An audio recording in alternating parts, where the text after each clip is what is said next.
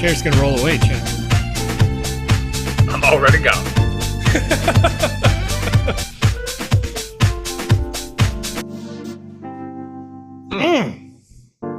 Nice. Good morning, Joe. That at the same time. You just did it on a feeling. Just at the same time. Good morning. Good afternoon. Good evening. There we go. There we go. Chat.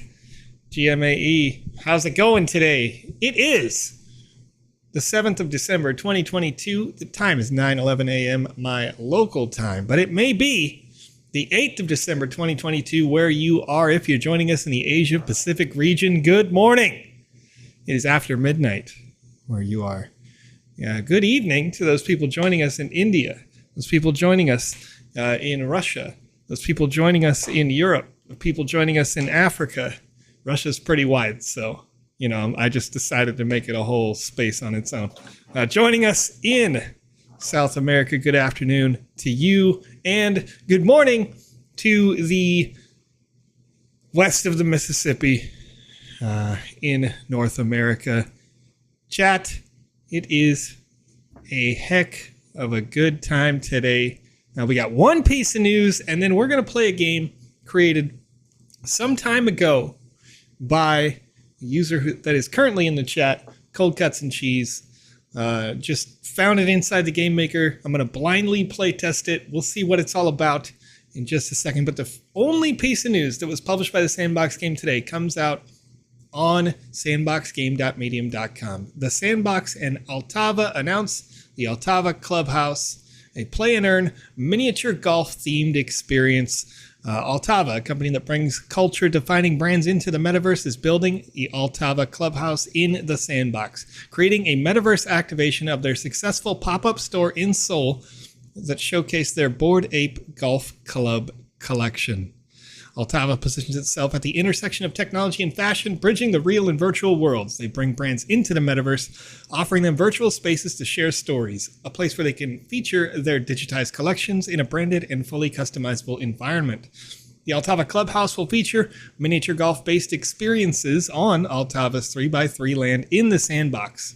As a continuation of their partnership with the Sandbox, the Bored Ape Golf Club Special Edition class avatars will have utility in the Sandbox. The experience is planned to be ready in 2023, and a further pop-up activation is planned in partnership with the Sandbox. That's pretty cool. I'm excited to play some mini golf, see what's going on in that space, see how that's innovated, since we have seen some users create a mini golf-like experience in the Sandbox game in the past. Or maybe it was more like full golf. I don't know. It felt a little mini golfish, but you definitely did hit the ball through the air quite a bit in the experiences that we've played so far. So it'll be interesting to see how that transitions into an experience in the Sandbox game and the strength of sort of your hits. Do they get affected by the environment? Is there going to be, topography I don't know. To the map? I'm excited. I love mini golf. Huge fan. You know, everybody says like, oh, what is your hobby? It's like, oh, I really like mini golf. I can get around to it. I don't know if I just call it a hobby myself.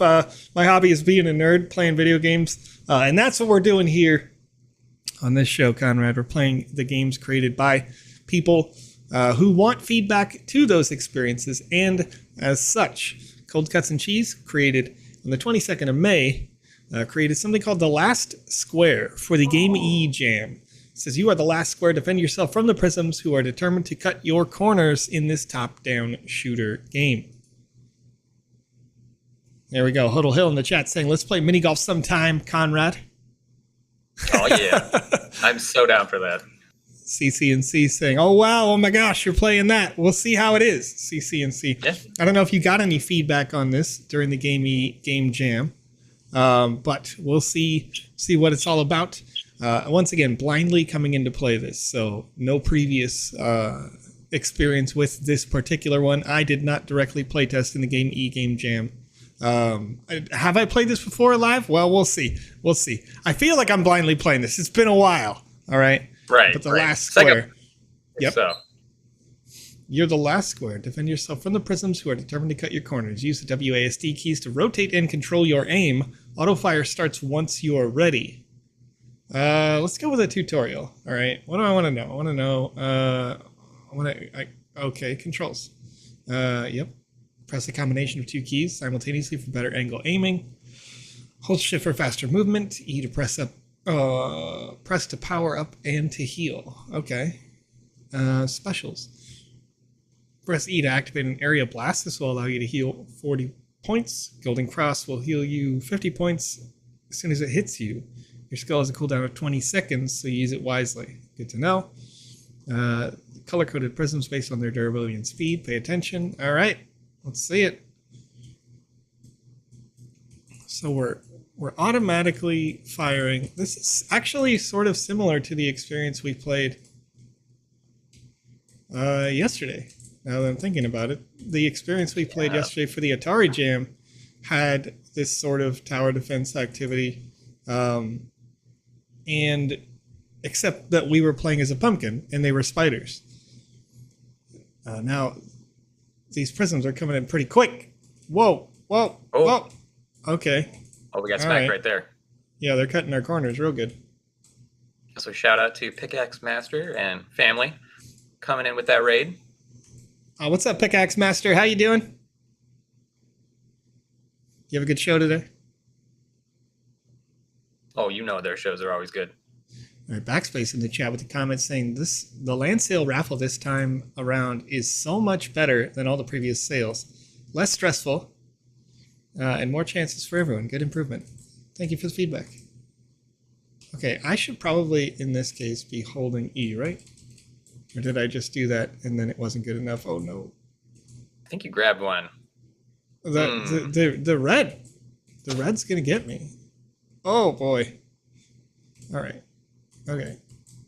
Get out of here. Oh, this is getting hard. Okay. And that's what we didn't see with the last game that we played in this style, was that the difficulty wasn't quite there, and it never really ramped up, but definitely was fun.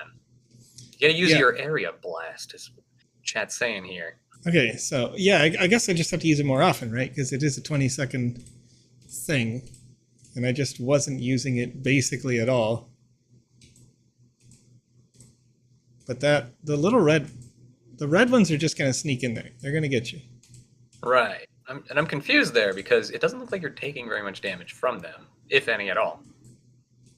Unless that's like the power-up mechanic coming in. Yeah. Okay. All right. Wait, is that CCNC says I think it's broken. You're not taking any damage. Oh, okay. All right. So the latest the current update version doesn't have this functional. So that's interesting. So between version 0. When was this made? This is like 0.624 or somewhere thereabouts. If I'm not taking damage from this, I probably would have already lost already if I was. Yeah, there we go. Yeah. Push the button. Not taking any damage at all. So the health mechanics, I imagine that this outside wall would have broken down to take me from a defended state to a square, and then maybe break down further to have another empty hexagon. But we'll go ahead and go back to main. Yeah, that is something that will happen as we update. Going forward, you're going to have to take your previous games and bring them forward into the latest version. Yeah, that'll definitely something. If you're considering keeping them for their mechanics or putting them into the metaverse, you'll want to make sure that you go back and review those older experiences. Just give them a play test and see if they're still in full operation at this point. Even if they were made for a game jam, because a game like that is pretty universally playable, I think, as long as they are maintained to the latest version. All right. Seeing 6 obstacle courses, 6 difficulties, cross the streets, avoid traffic, dodge arrows, and more in this classic game, 10 minutes by Yukato. Give it a shot. This one was originally published, it said, in 2021. So this is an example of a user having updated their experience. And I played a similar game once that had this Frogger-like crossy jogger, you know, all that sort of thing. Oh, I'm using my personal avatar, which has a smaller vertical height, because it is the Care Bears avatar with an overlay of my moderator sort of skin there. 6 stages. Each stage is more difficult than the previous. If you get hit by a vehicle, touch the water, or collide with any other obstacles, you'll have to restart. Be careful. Are you ready? All right. Good luck, Joe. First thing I'm going to test right away. Getting hit? I'm just going to block. Okay, well. Okay, so they just push you. Yeah, okay, this time I spawned with 1 HP. So what happens if the cars just push me right away? But I can't escape them. Ah. So they appear to have, like a hitbox in front of them.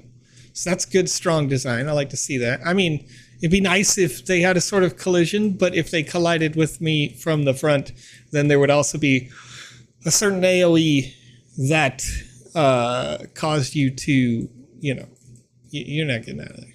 Okay, now the cars are going to be faster, so this is a very easy checkpoint. I'm seeing one car, these 2 cars come back to back. These appear to be randomized. I'm going to make it through there. That's pretty easy there. So bad? Not bad, not bad. Now, I am curious if this one has checkpoints, unlike the other Frogger game that we played. It does not. Did it again. Okay. All right. So we knew the first one was easy. The second one is pretty easy. All right. We sneaking through there. Oh, yeah. Oh, yeah. Okay. I assume I can't touch the regular people as well, but am I wrong? Not all inanimate objects are damaging. So the original like tutorial that sort of said don't touch anything, not exactly correct. I'd probably make sure, you know, don't get hit by the cars, don't touch the water, like be a little more specific in that regard. Can I skip? Yes, I sort of can. Whoop. Not too bad. Water's pretty easy. Stage 5. We're going sideways. Whoa! There's a comment from Pickaxe Master here. Okay. At Vision EX, thank you for the feedback on the GMAE show. That maze that had no purpose, gone. Very nice.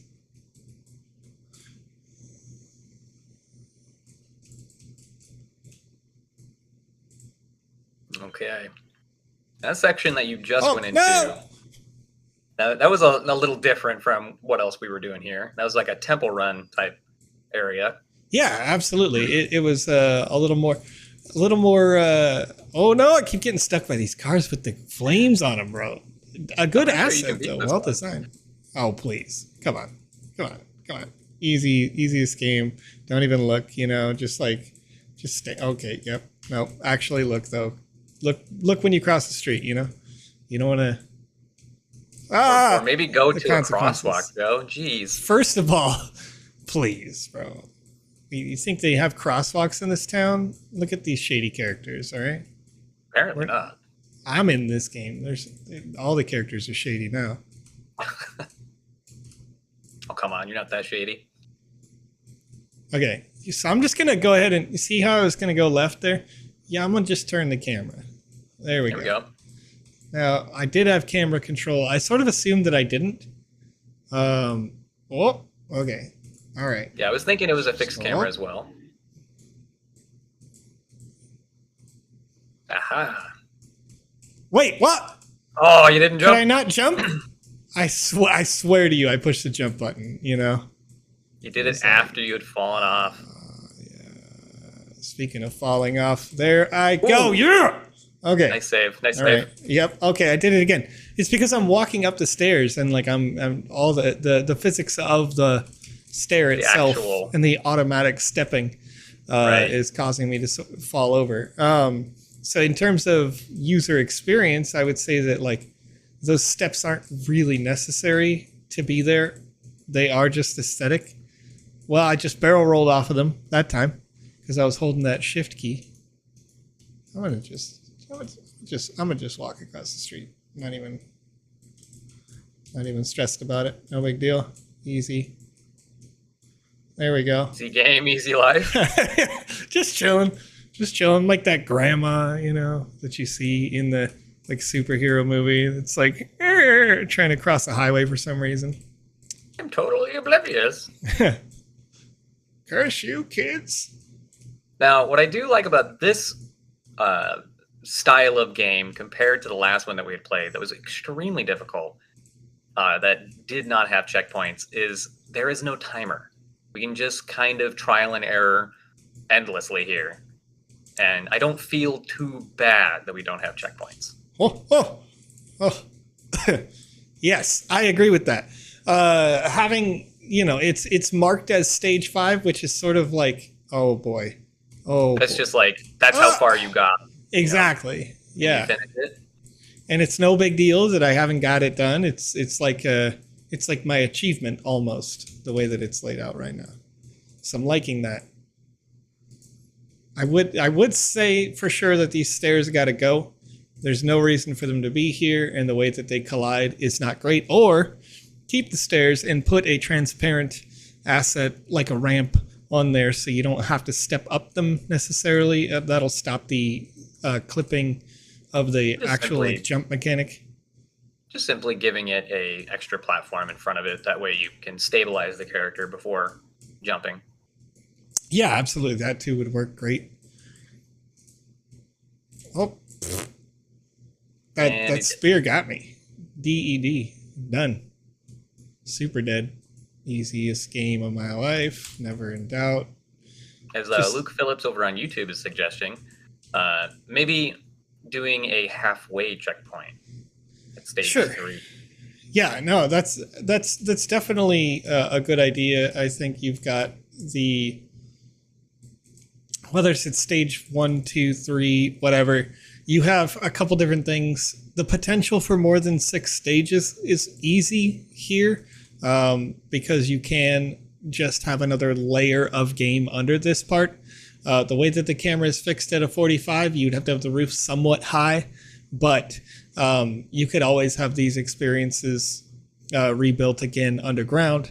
It's going to be fairly well lit, and when we get to the 0.8 update, it's going to be very well lit because all of those like ambient blocks, like the neon around my characters, like outlines, will glow and create world lighting. But with the new global illumination engine, you know, making these multi-layered systems is going to work out really well. All right, we got a super fast spear. It's going in and out. All right. Sort of doing the same thing here. I've got some... What? Oh! It happened again. It happened again when I walked up the stair. Like, I jumped. It looked like you had it, no problem. Yeah, absolutely. Like, but it just sort of clipped down. All right. Here we go. So yeah, I'd say in terms of QA, the stairs would be the biggest thing in the way of a good experience so far. The camera's fine. The visuals are pretty straightforward. It's what you would sort of expect from a game like this. They don't have to be super fancy, but like if I can't get a jump because I move forward because of the way that like this stone is texturized with that extra voxel in the engine, the way that it's designed is to automatically clamber over like steps like this. So with that auto clambering, every time I walk to a new higher voxel, or when you see those little like poofs there under my feet, that is affecting the jumping. So I can't jump properly. From a standstill in order to... Yeah, even there, I just jumped from a standstill, and you could sort of see that, like, you have to pay attention very intently to, like, individual frames of the video, but you'll be able to see that, oh, yeah, I got real squished there. That was just too excited. Well, Joe, Rasul is wanting the white Wizzy hat. I'm not sure that currently there is technically one. Wait, yeah, there is. I mean, there sort of is. There's a holiday one. There's a holiday one. Right. Not it would be the Santa one, right? Or no, that'd be... No, yeah, we had the Dia de los Muertos Wizzy. Right. But that hat is very limited. Just 10 of those ever will exist. And I think all but one went into distribution to raise money for children's charities. I know. I tried to I tried to work a deal with Alex to do some slave labor so I could get it, but couldn't do it. Dang it. We almost got there. Just get And glanced. our friend Paithgoat in the chat. How's it going, Paithgoat? What's up, Paithgoat? That you got a ticket for Joe walking. That's right. As one does, you know.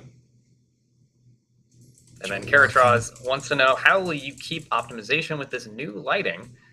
I imagine the light will need lots of processing power. Sure. Well, the lighting engine itself won't need processing power because it's not like a particular type of logics. It's actually just needing a little bit more GPU. But the way that renders is different than that affects the memory requirements of a GPU more so than the polys or RAM.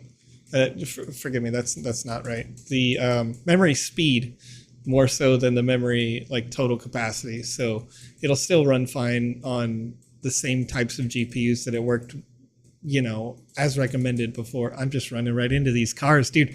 The ones with the fire, no big deal. No big deal that there's a challenge there. But the fire cars are definitely harder than the spears that are listed as. Okay, all right. Oh, yeah. And what I'm implying there, Hodl, is I was willing to do lots of free work at a chance to get one, not even a guarantee, because of how it was distributed. Oh, stress. Sorry. Yeah. Knowing that we only had the 10, that was the one. But I can say that there will be White Wizard. Try jumping from behind the stairs this time. Yeah, that worked way better. Oh, I'll just get. Oh yeah. You just gotta go. Yeah.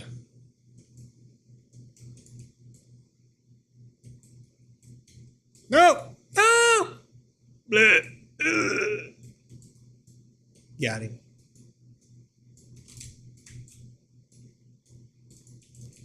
Do.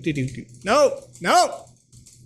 These cars. Do not forget, beautiful people, if you have a game that you want us to play test right here on the live show, let us know.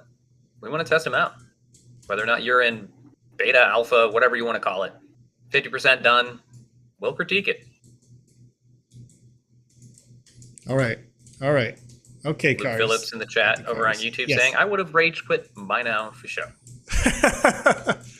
Well, that's interesting feedback too, because I'm a little bit more persistent when I play test for sure than when I don't play test. Okay, I got out of that one. I don't even know how.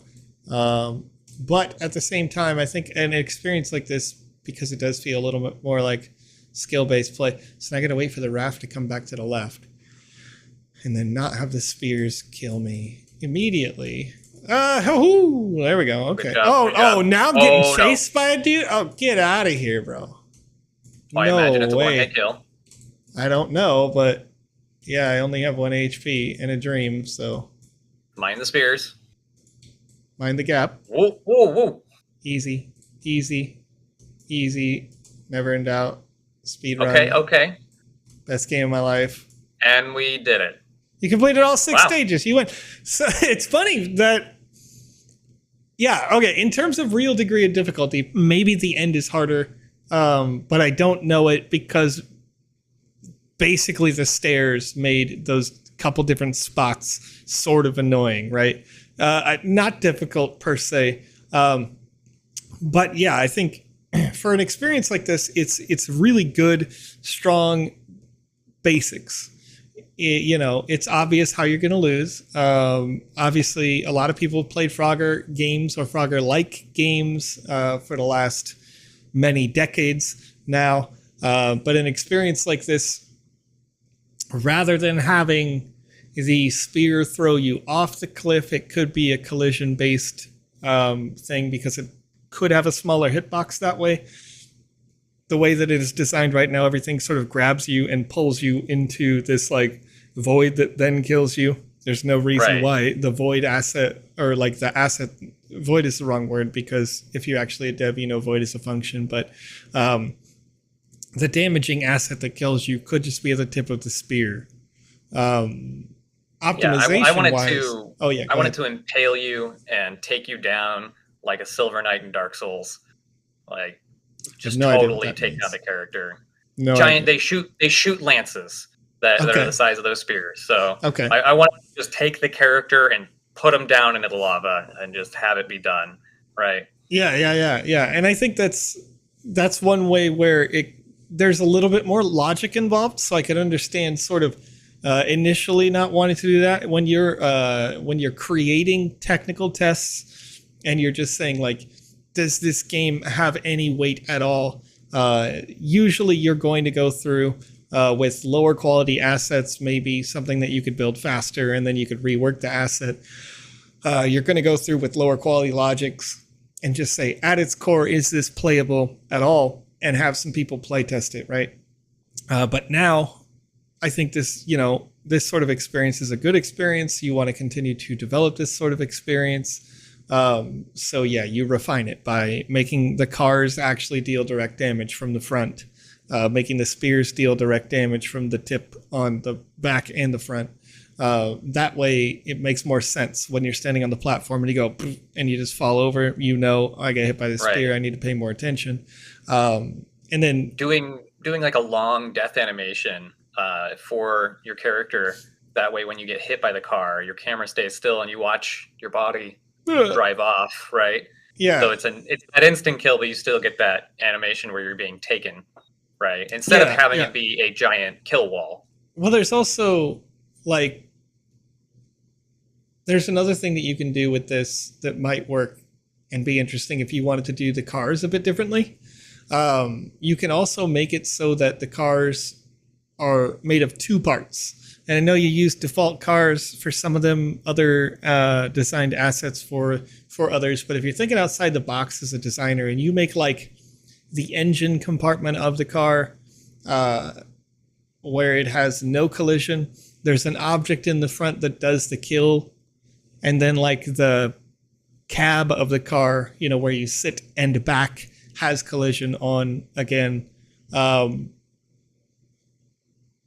you'd have to workshop it to make sure that the radius of the front of the car makes sense. But you could make it so that the car actually properly runs over your character by doing this, and make like the collision detection of if you hit the car sort of in where the engine would be. Because these collision detectors are bubbles, and they're spherical, not square or circular. And I guess there's probably an updated one that's square now, but nonetheless, they've always sort of been bubbles. But it'll do two things. First of all, it'll actually make it seem like the car runs over your character, which I think, it's a little bit more serious, but also it doesn't look like the car just shoves you off to the side. Right.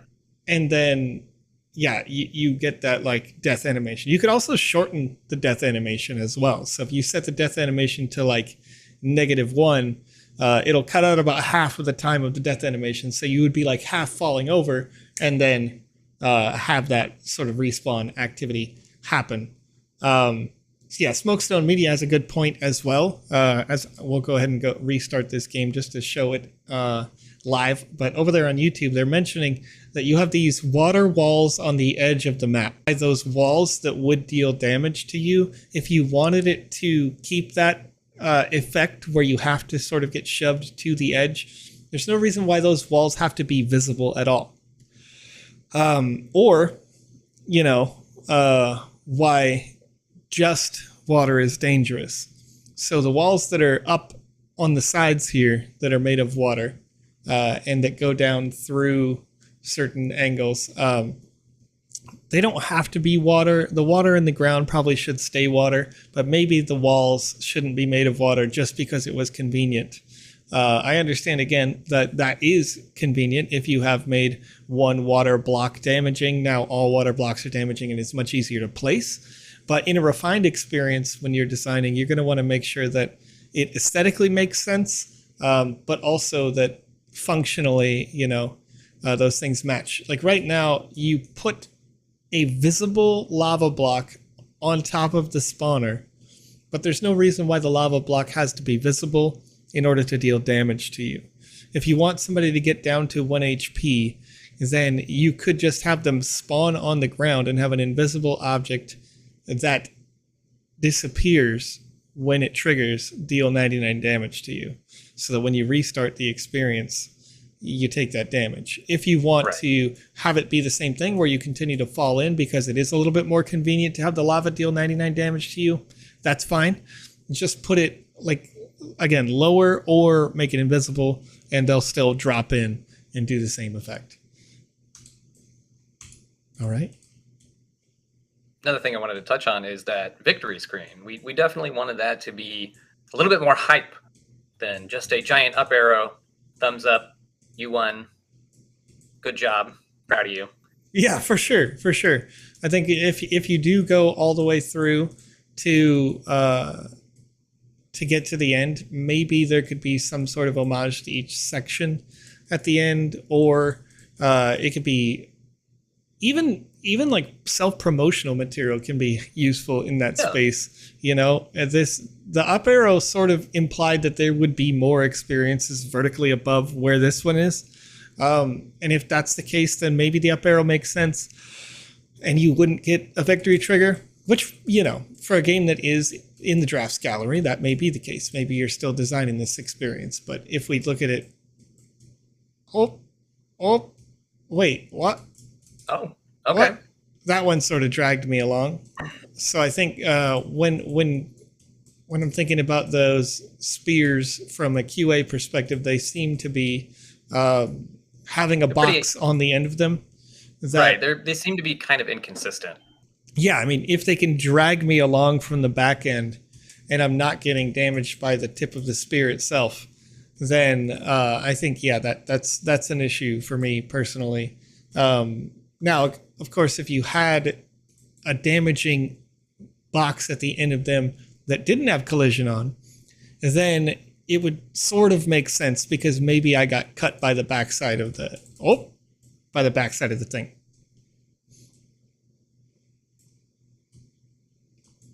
Yeah, and Smokestone Media is saying you can use a built-in message like damage :99 upon the game start, and that'll do the same effect where you would take that 99 damage. Oh, these cars are gonna get me. But yeah, I mean, I think it's overall it's fun. It's a clean build. It's, you know, replayable for sure, if not just to compete against yourself. But probably the timer at the end, you could use this for competitive style play pretty easily. And I think a lot of people would run this and rerun this and still be having fun, even having mastered the experience. Oh, I almost did it. Oh, nope. It just fell there. All right. Can you just set the avatar to 1 HP in the global settings and rules? You could set the character to have 1 HP by default, absolutely. The character is determined by whatever you like, but I think that's one of those things about being an early dev that a lot of people don't understand. Like, there's no reason why I think in an experience like this you need to be your own character. Let's see what happens when you throw in a bunch of defense. Let's see if we can raise our defense. HP. That's got defense. This has some defense. I'm not sure that chat can actually see your HP. We'll see here in a sec if I can affect my... I don't think I have a defensive weapon. I mean, just simply putting on I don't. 1 should raise your HP, so right? Now I have 2 HP out of 197. What happens? Boop. Still dealt enough damage. Okay, now I have 98 out of 197. Oh, okay. Boop. Water still deals enough damage. So even with gear on, it still hurts enough to get that kill. So the way that you've built these logics in terms of like the damaging effects, there's not actually a need to have me take damage by default to make it look like I have 1 HP, except for the idea that you only get 1 chance. So yeah, I would defer back to what Pineapple Pen, Apoodle Pen saying over on Twitch, and just set the HP to 1. And again, I would recommend probably that you, because of the way that it damages you, you don't need to turn off custom avatars on this and make something original. But so as Luke Phillips is pointing out, we need to get to those zombies again at the end of the stage. Okay. And see how much damage they deal. Because that would affect things here if you were doing a custom character. Okay. I think that's a huge point. Let's see if I can get past this zone here. Oh, You can climb on top of the spears. Yeah, because they don't deal direct damage. Right. I'm curious if you could have used the spears themselves to jump around. Probably. Some pro strats in the late game.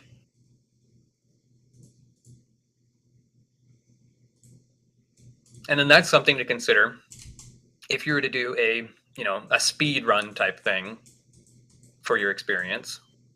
If you're going to have collision like that, then somebody that wants to exploit the game are going to find things of that sort. Yeah, 100%. If you've got spears that don't deal direct damage, or any other asset for that matter, that doesn't deal direct damage, and you can jump on the thing, then there's no reason to say I can't, I wonder if I can jump over. I wonder if you can jump over the wall, yeah. Yeah, that's 100% what I was just thinking there. If I'm on the car, I think I can jump onto that guy's head. Can I jump onto this bank or bakery? Does he have collision? Because I know a lot of the other people didn't. No, you're right. He didn't have collision. The car is what about taller. the trees in the second area?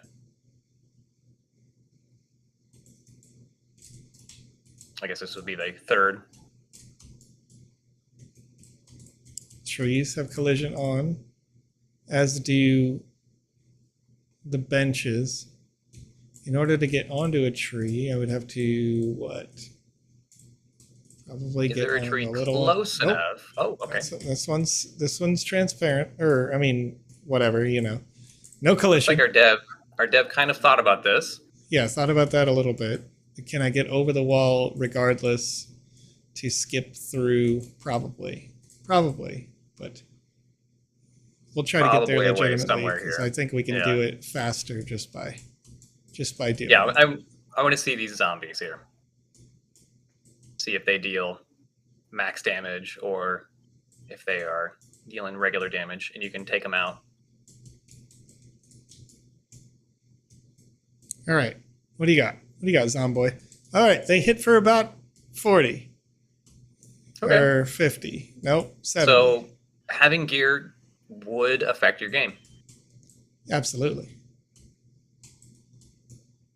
And I just skipped like a third of the course right there because of the relative proximity to those two assets, or the two block groups. So that whole turn over there you can kind of avoid. And you can do this because of something known colloquially as coyote jumping. If you've watched the old cartoons that are out there, Warner Brothers cartoons, Wile E. Coyote would always do that thing where it would run off the cliff, but it would be able to keep running for as long as it doesn't realize that it is off the terrain. So you can extend your jump as a result of that sort of function in the Sandbox game as well. But yeah, I mean, I know that there are water blocks above all of those. There's no real reason to go backwards unless I needed other stages. But stage 6 is now less insane because we have a custom character, or an avatar rather than a custom character. Right. Even if we set our HP to 1, we still would have been able to add enough HP just by adding defense items to it. So that's not a real solution either. At the end of the day, in order to keep this consistent with the one-hit kill as a dev, you're going to want to make sure that you override to a custom character. Zoom. Sorry. I don't know. I don't even know. It was those cars at the beginning. It's crazy. Yeah, the cars.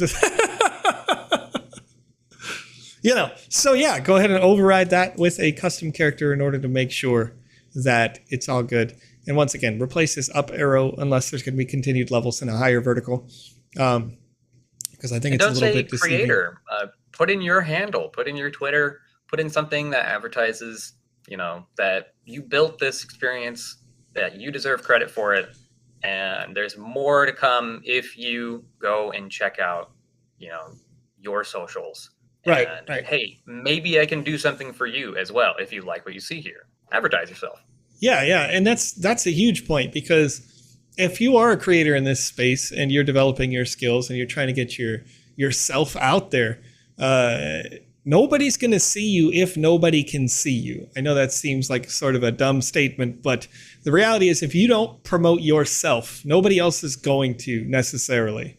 Obviously, we're here on this show and that's happening right now, but the word creator should be either who you are or right here, rather than having an immediate end signal, it could say, you completed a name, because you can call that tag in Unity. So it pulls up my username. Congratulations, username. You completed all 6 stages. You've won. You press the next button, and then it says, if you like what you see here, go check out this and that, and follow me over here, or do whatever that may be.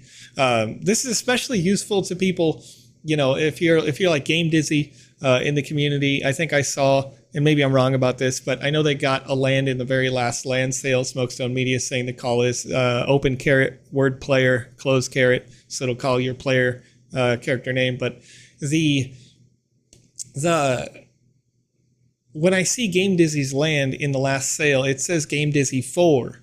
I assume, because I know they didn't get more than one in this land sale, that their other lands are pretty far away in relative proximity. So if Game Dizzy was to make this game on that land, Game Dizzy would want to promote in here to say, hey, this game was created by Game Dizzy. It is on this location. If you'd like to play another game, you can go to this, this on the Sandbox game map to play level 2.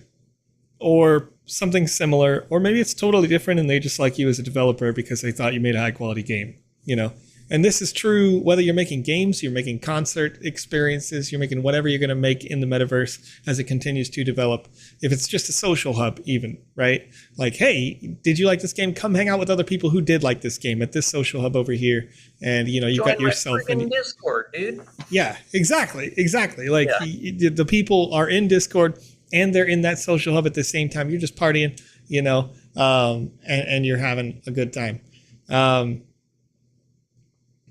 Let me see here. The BitFox says, some people got an Aguero streaming reward. Was that an event I missed? Do you know anything about that?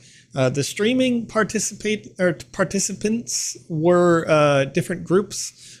We did some promotions in Alpha Season 3 with different streamers all over the world.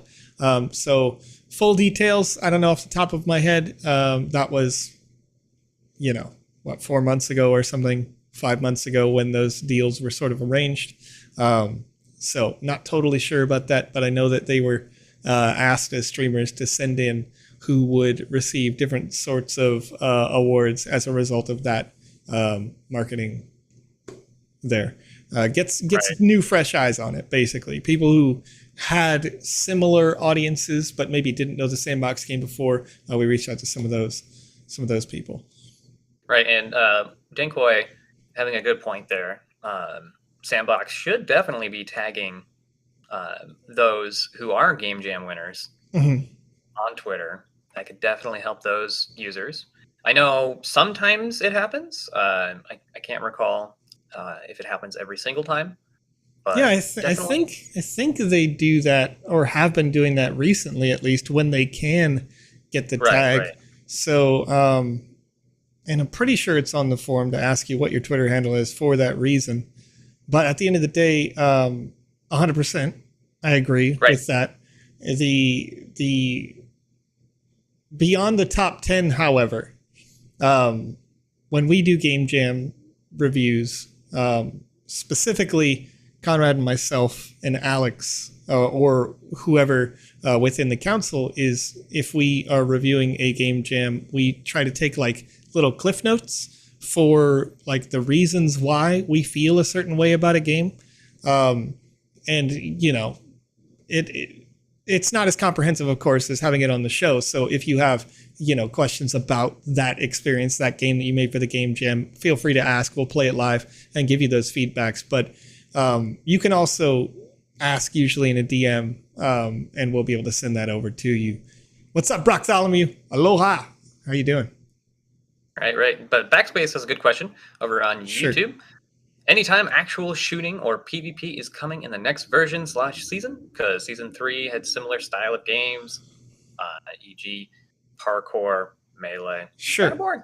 Okay. Well, Backspace, you can, based on the way you design assets in VoxEdit right now, you can sort of create some shooters right now.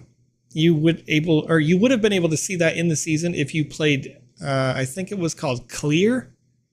Yes. By Tempest Studios, and you can see that inside the Game Maker gallery.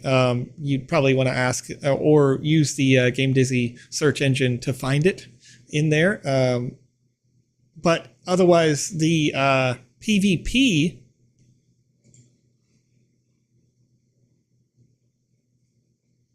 direct damaging other players is not going to be in the next season. But multiplayer interactivity in gameplay, more so than is in the social hub style, like rather than just racing each other, is coming. Interacting with objects in a multiplayer sense, I think, would be ready for Season 4. Season 4 is not the next season of content that will release. Oh, but and some beans. I can't talk about more than that. But yeah, we're definitely working on multiplayer interactivity. That's been huge. The 0.8 suite of updates is going to include a lot of new and interesting features. And it actually is going to call back to what Conrad said earlier. When you get a new update for your software, your main engine that creates these games, you're going to want to reload the experiences that you've made in the past and make sure that they maintain that functionality, because currently in the version 0.8 update, and this may not be true by the time it comes out, but currently when you open it, it rewrites the functions that you had before with the new updated version of those functions. So you may find little hitches in your experiences as a result that get cleaned up by essentially going like, okay, I needed this thing to trigger that thing, and this thing's trigger didn't automatically trigger that, so I'm going to replace that trigger. You know, if you're a dev, you know what I'm talking about. You always have pretty complex logics in this space. If you don't know, if you're not a dev, go back and check out the Pickaxe Master interview that I did on last Monday. You can see it on youtube.com/the Sandbox Game. When we went underground, you could see how logics kind of function in some of these experiences.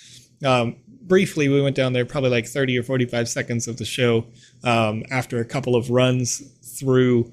But nonetheless, you can see they're pretty intricate if you want to make it really high-level experience. Right. And Luke Phillips, we were taking feedback for Season 3. There was Season 3 feedback forms during the season itself. I'm not sure that they've done a full release form.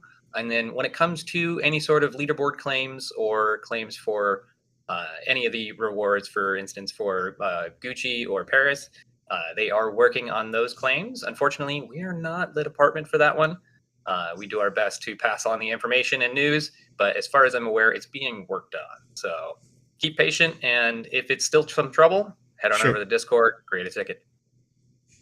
Yeah, we've got a couple of memes as well. Is there a friend and group system likely in the next season? Friends, I think, is a ways off. It's definitely not in the next season. Friends/party system is part of a suite of multiplayer updates that would be to come. I'll tell you one thing that I think I can share. I don't know when. Okay, but I asked it in a company-wide meeting that we had just yesterday, a day before. The game client currently, when you're in the Game Maker, that is, the Game Maker software, I can't remember if it was Game Maker or the Game Client. I asked about VoxEdit and the Game Maker and the Game Client when we will get a client wrapper, like the way Battle.net works or Steam or the Epic Game Store or something. An actual game client that downloads the game so that we don't have to keep downloading an exe that fills up your downloads folder that says TSV win, whatever, right? And our chief technical officer replied to me in the chat saying that that is in progress right now.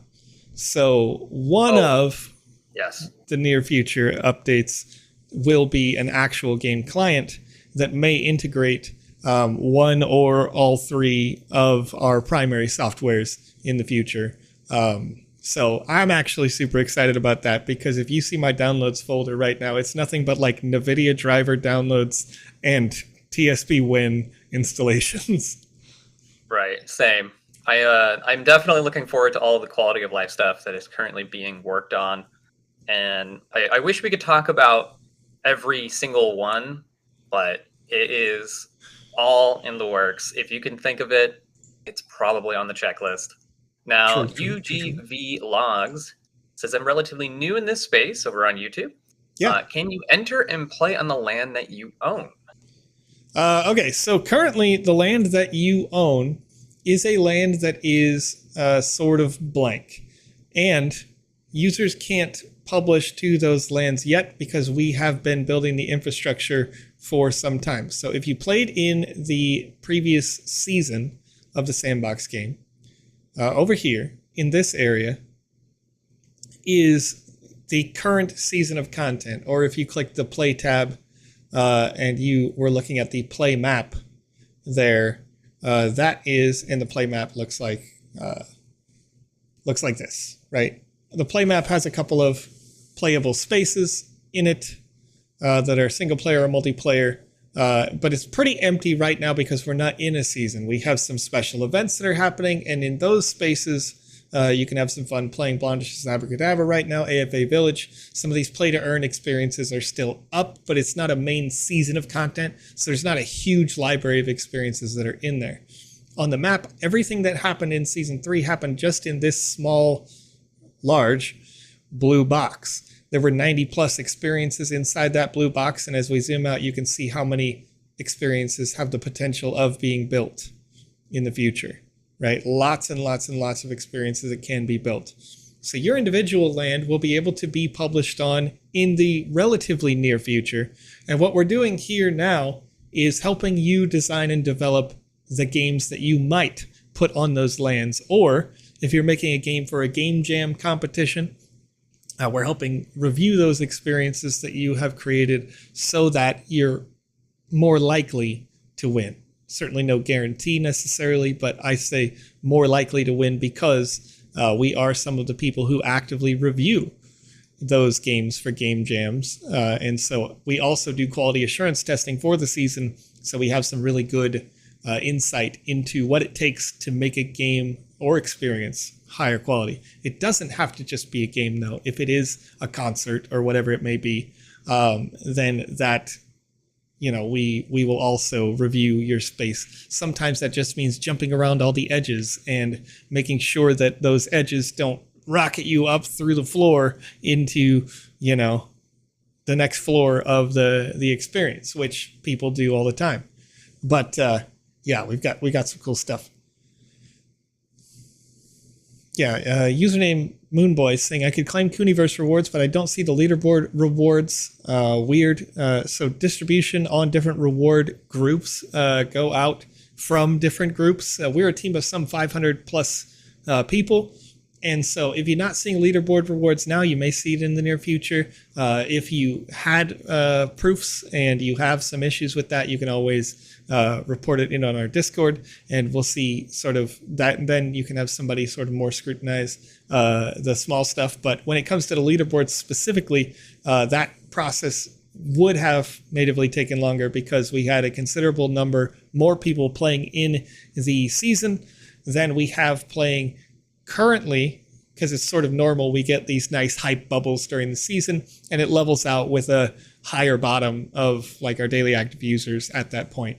But definitely, yeah. I didn't know the details on that one. I replied in the chat there because I'm also still waiting. So, all right, let me see here. Hodel Hill saying to GoS927 that they used their YouTube walkthroughs to finish up K-pop events last night. Thank you. So if you're working on those, I don't know if that's still open, but if it is, check out GoWest's YouTube videos here. UG Vlogs saying their land is on -7, -58. Very cool. Nice to hear it. I've got one that I passed over to our The Council account. I managed to get one myself. Totally RNG. I didn't get one in the Tony Hawk / Playboy area that was launched a little while ago with the FaZe Clan or whatnot. But I did manage to get one over here at 25, -27. And we passed it to the Council account because we'll be designing something for the Wizzyverse in that space in the future. We're just a couple scores away from some other fine folks. Game Dizzy right here. There was Jazz Wolf there. I think in this area, somewhere around here is Vpire, who is there for the Monday show as well. And Conrad, while we're thinking about that Monday show, why don't you go ahead and drop the form in the chat for people so that they could possibly win an NFT on this show. Boom. Chicka boom. Boom, chicka boom. There we go. It's the forums.gle link over on youtube.com and twitch.tv right now. It ends in MCRL40T. That is safe to click. If you want to fill that out, you can win a Wizzy-themed NFT. That is an asset that can be used inside any combat-based experience in the Sandbox game. And in the future, it will be able to be used cosmetically in multiplayer experiences if you just want to show it off. But we've got a lot of cool stuff coming down the pipeline here for assets like those. And we've been giving them away on this show for some 3 years now. Wizzy, nearly 3 years old. That's wild. I've been here a long time, Conrad. In the crypto space, that's like 30 years, you know? But yeah. I love it. Icepilot X7 saying, is that link safe to click? That's exactly what a scammer would say. Smoke's on Media over on YouTube said they saw 4 lands for sale for 0.3 ETH, middle of the map. Are those for real? Not quite sure exactly, but yeah, I think some of these. I noticed this the other day too because I actually got like personally hype about it. It looks like somebody listed it once for that amount, but if you were to click the buy 0.3 ETH. It says currently that it has a best offer of 1.11 and it's not for sale on OpenSea. So I think the API just didn't call it correctly because that was the lowest standing offer. Last sale was for 1.5194 ETH. So I think that's a relative value there. It says it's sold directly from the Sandbox game, but I think that's relative value from what it was in Sand. Nonetheless. Yeah. And Backspace over on YouTube says, will this raffle style of land sales be the way to go moving forward, or will it be a mixture of different styles of sales? It should continue to be raffle style. A lot of people asked for a raffle style system for a very long time. And Backspace, I know you've been here for a little while. So what does the raffle style system mean? If you don't know, having got to level 5 in season 1 gives you additional chances of getting a land. Having got to level 5 in season 2 and season 3 does the same. Each one of those seasons got you an additional 20 raffle tickets to that participation. And then you have the 1 ticket by default if you're a brand new user, right? So this rewards people who've been here for a long time, probably been building games and experiences that we've played here on this show. I think I've played some of your games on this show, Backspace myself. Maybe not. Maybe you've just been here for a while. But nonetheless, I think that works really well, personally, because it shows that people who genuinely want it are going to get it. People who are genuinely going to build on it are going to get it. And you're sort of seeing that because as we kind of zoom in on this map, there's a couple of these lands that are for sale. Owner Mr. Farmer, I don't know if they bought them and relisted them here. Royce Jr. has some at the top there.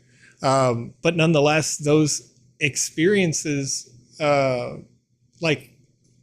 relatively compared to previous sales, you would see a lot of those immediately get relisted, right? People usually, they buy them up, they just double the price and relist it on OpenSea. And I'm not seeing that here now. So I think that's really good for the community because you're seeing interested people who are strong developers actually picking it up.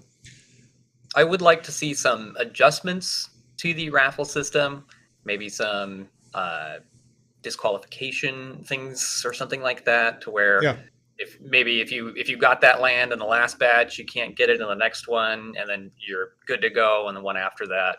That way, it gives more open chance, because it does feel quite random. But I mean, that's kind of the point. I'm not sure what can really be done that everybody could agree upon, other than what we have currently. Yeah, I mean, I think that's an interesting idea. I don't know the semantics of how that would be applied from like a developer standpoint. Like, how do we ensure that, like, you got a land before and you don't have so you can't get one now or something like that. But it's a different system. And I think the upside is that somebody who has maybe a slower PC or lower speed internet has a much better chance of getting a land in this system, because the old way, when I used to do live streams for it, we talked about it all the time. I would tell people they'd have to like clear their internet temporary data. They'd restart their modem and router like 30 minutes before the thing.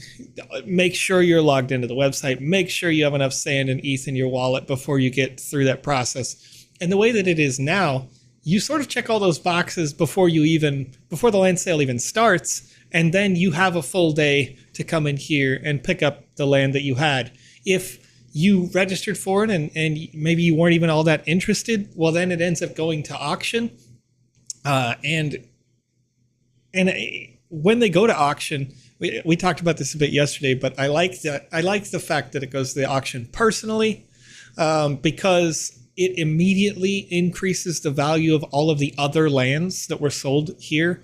You sort of, if you just looked at it as an investment principle and it was 1,011 sand, the lands that were sold on OpenSea, I think the least expensive individual land sold for like 3,000 sand, the ones that went to auction, something like that. I forget. I could check it out on the official Twitter, I guess, real quick. But let me see here, because we posted about it just a bit ago. Galleria land sale. Galleria land sale.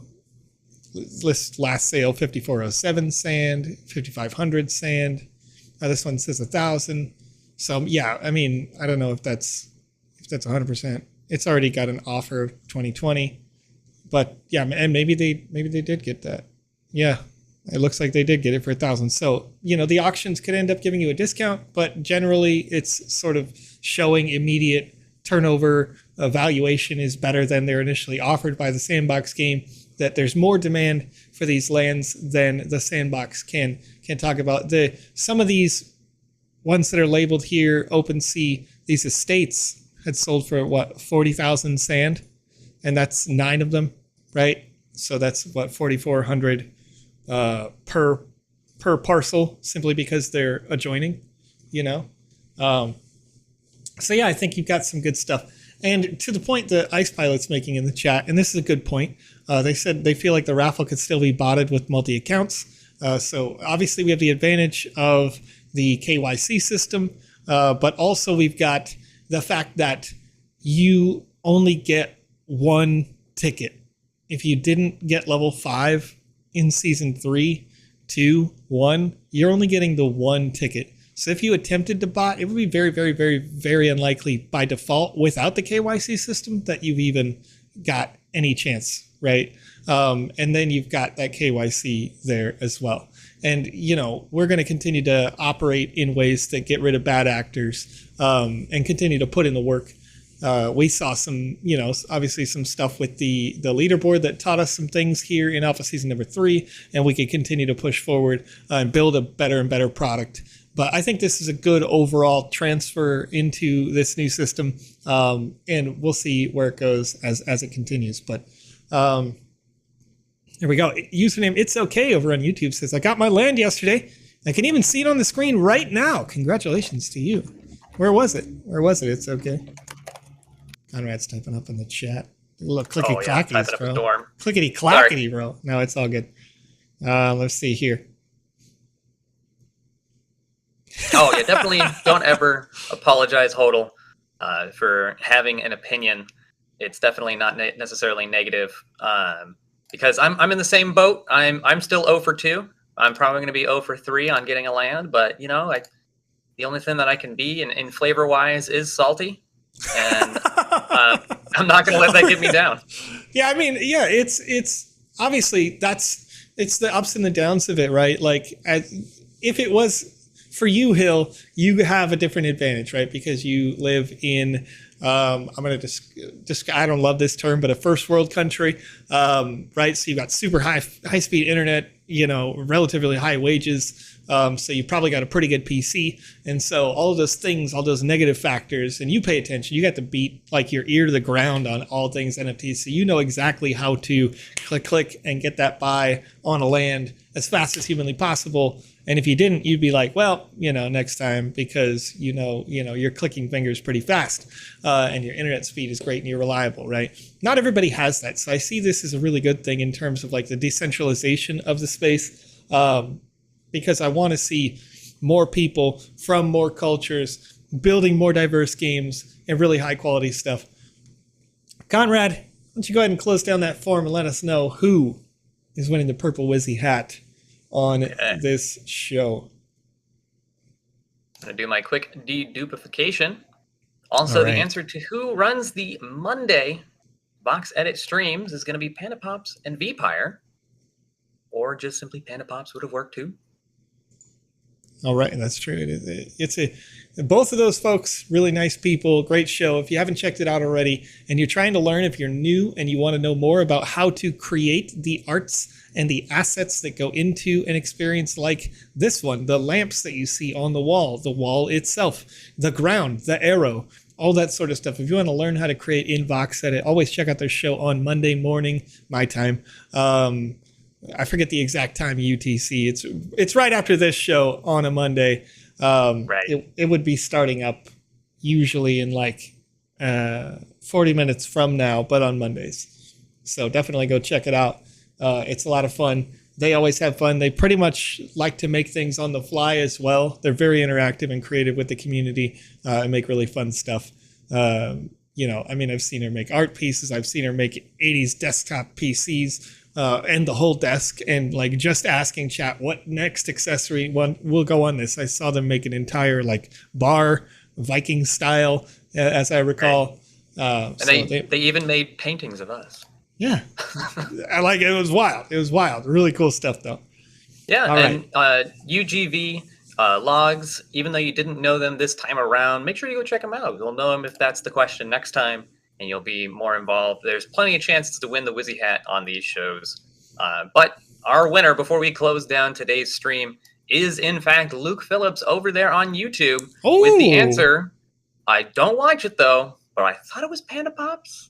You're correct. It is PandaPops. I'll give you the clear on VPire. Is she is the Radcon dad of PandaPops, as I am the as Joseph is the PandaPops of this stream.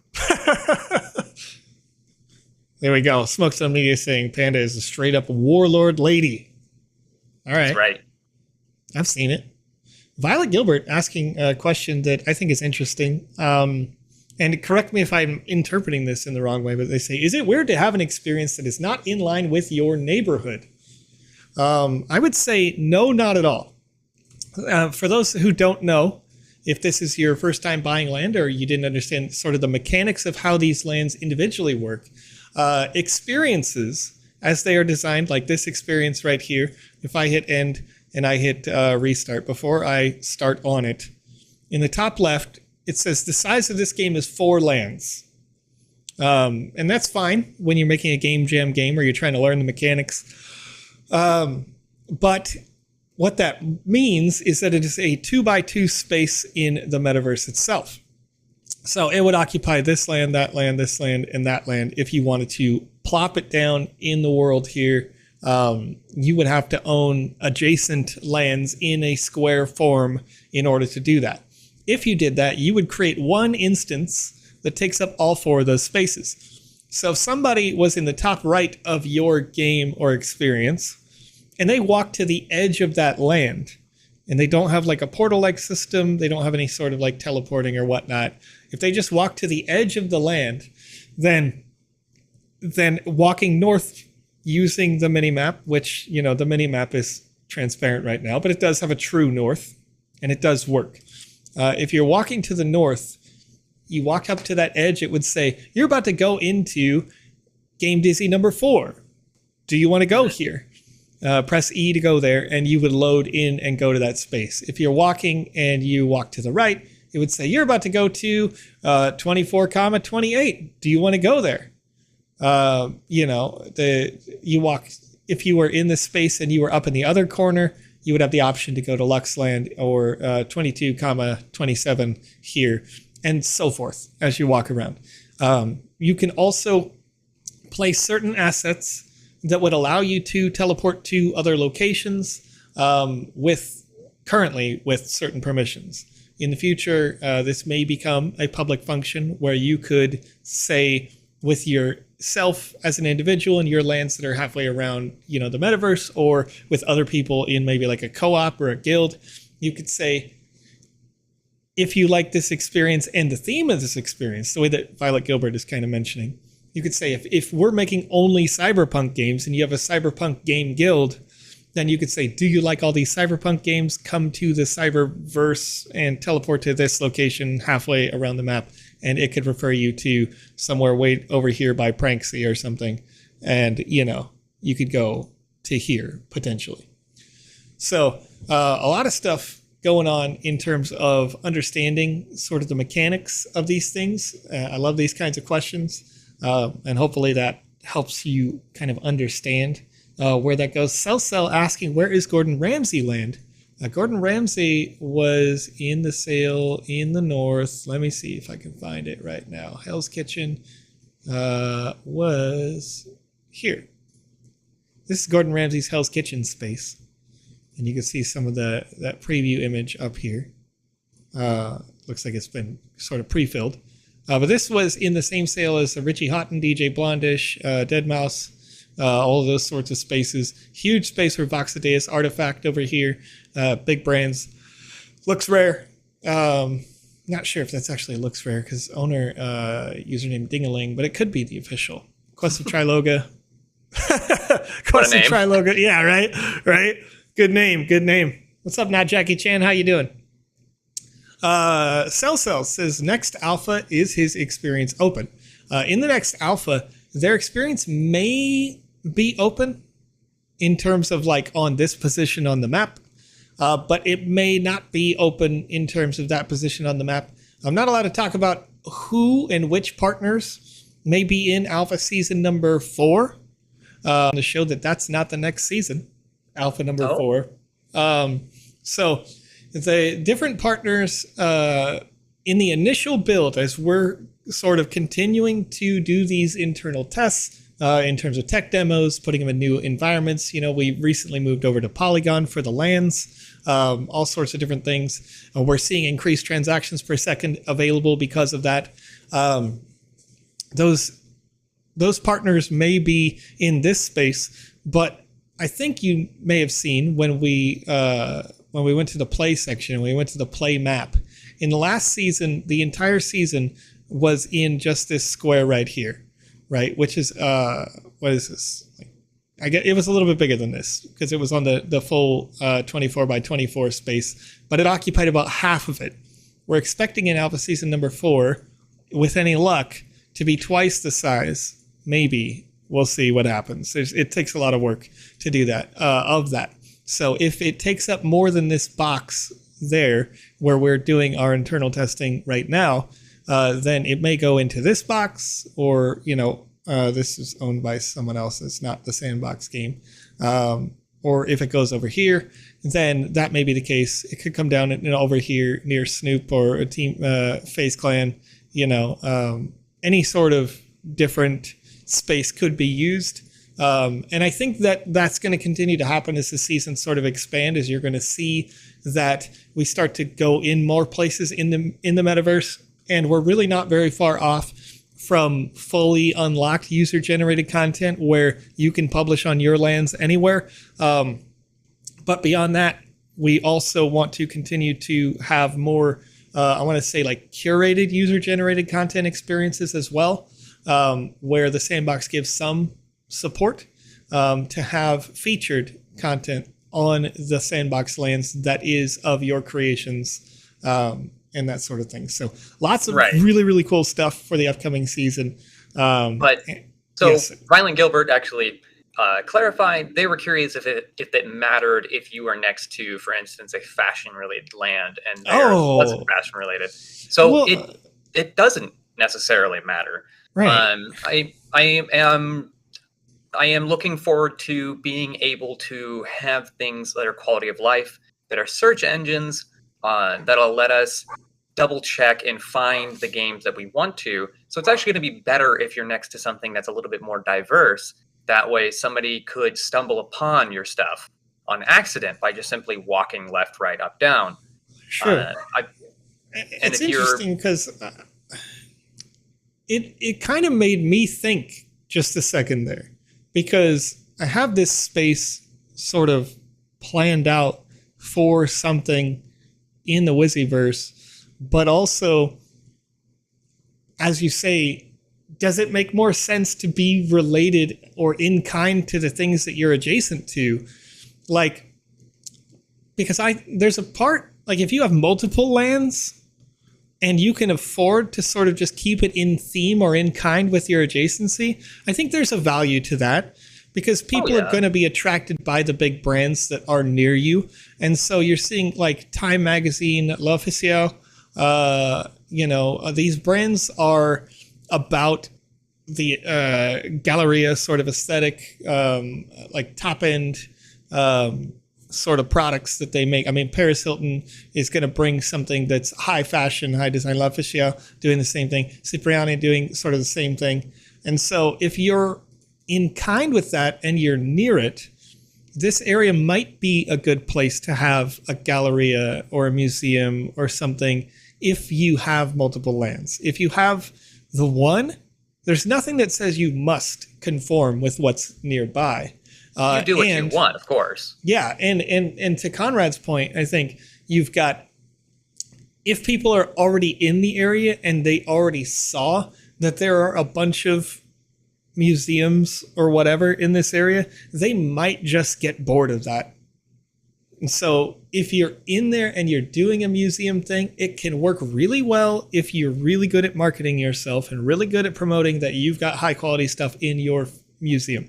If you just put a museum down there, I think you're going to get washed out because there's, people will go, well, I can go to a better one over there. If you make something original that's near it and unrelated to a museum, but like looks shiny, if that makes sense. Like if it's a great game that has a sort of like the World of Women gallery, Nabia Studios created that, and they created the Avenged Sevenfold experience. So if you put that Avenged Sevenfold experience here in this area, it has a sort of high fashion aesthetic because it has really well designed assets in there. But it's totally different in theme. And so somebody might stumble upon that after going to a museum and go like, oh, this is different. I like this, and stick around. And then they like you as a dev. So there's value to doing both. But and who's to say that you can't contact the people around you to maybe spike an advertisement in their land? Yeah, no, absolutely. You can do all sorts of different stuff. So, Cell asking, how will renting a land work? Contract or something? Yeah, it'll be on a smart contract. So yeah, you'll be able to rent it for a few defined durations, I think, is our internal testing now, but we haven't gone too in depth into that because we want to focus first on making sure that we get a more open metaverse, get more community created, more curated, and then also more just public and fully open publishing to lands going forward. And we are not sure on the details of when renting land will start, of course, as we can't give you those beans. And to the last question of the morning, at least our morning, from Luke Phillips over there on YouTube, are they going to increase the length of the season as well with all these extra experiences? And once again, can't share those beans. That is true. We cannot share that information at this time. The things that I can share are mostly retrospective. Fun fact about the previous season, we saw a significant uptick in the users' total time played per day. In the previous season, season 2, the average time played was like 37 minutes. In this season, it was an hour and 20. So I think the addition of a larger scope of games or experiences was good. It'll be interesting to see how that gets affected as the number of games continues to get bigger even more so. And/or if there are changes to that leaderboard, what changes those are, that stuff isn't really hammered out yet, so obviously it can't be discussed or anything. But if there are changes, does that affect it positively or negatively in terms of the total play time? And so there's a lot of different stuff to look at when we look at it on the back end. And so earlier, when people were talking about the feedback, we have been taking feedback consistently and have been acting even before the season ended to make those changes in that 4th season or other upcoming sequential seasons. So we're going to continue to see changes, iterations, and adaptation as we go through this alpha level of development, which is very flexible. But I'm excited personally to see what happens when we finally get to a stage. I say that as somebody who's been here for 3 years, excited to see all the internal testing that we do. But when we see a stage of where the Sandbox's true roots are from before we were blockchain, when mobile. But I'll leave you with that, chat. A little right there. I want to take us over. Yes, sir. I want to take us over to the weekly Sandstorm meetup, Game Dizzy, Sand or No Sand. Okay. Yeah, that sounds great. We'll go ahead and raid them over on twitch.tv. If you're joining us on DLive, Theta, Facebook, YouTube, Twitter.com, you can join us on twitch.tv for this raid, or go to twitch.tv/GameDizzy, one word, Game Dizzy. And Sandstorm meetup. Oh, I'm sorry. SANDSTORMMEETUP. My brain, man. Good job, you did it. I put 2 M's next to each other. My brain went. But it's cool. Either way, we're going to be heading on over there, folks. Thank you so much for joining us. Good morning. Good afternoon. And good evening, everybody. Woo!